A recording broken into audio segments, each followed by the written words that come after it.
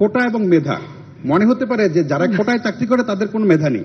এখন আমার সামনে যদি দুইটা অপশন থাকে যে দুইজনই সমান মেধাবী, একজন মুক্তিযুদ্ধের সন্তান, একজন রাজাকারের সন্তান, আমি অবশ্যই মুক্তিযুদ্ধের সন্তানকে চাকরি দিতে চাই। জি, সেটা একটা। ফলে মেধা এবং কোটা খুব সহজে মানুষকে বিভ্রান্ত করা যাচ্ছে যে সব মেধাবীরা চাকরি না নিয়ে কোটার চাকরি। তার মানে কি মুক্তিযোদ্ধার সন্তান নাতিপুতিরা কেউ মেধাবী না, যত রাজাকারের বাচ্চারা নাতিপুতি হলো মেধাবী, তাই না?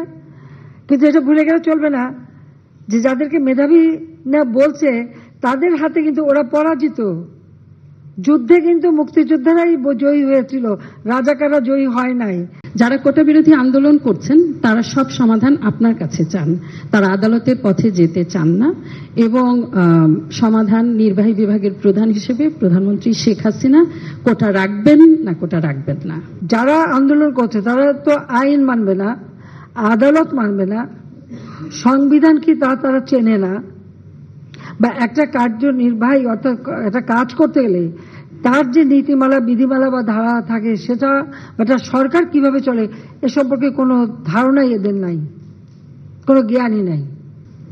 মুক্তিযোদ্ধাদের নাতিপুতিরাও পাবে না, তাহলে কি রাজাকারের নাতিপুতিরা পাবে? সেটা আমার প্রশ্ন, দেশবাসীর কাছে প্রশ্ন, যে রাজাকারের নাতিপুতিরা সবকিছু পাবে, মুক্তিযোদ্ধারা পাবে না।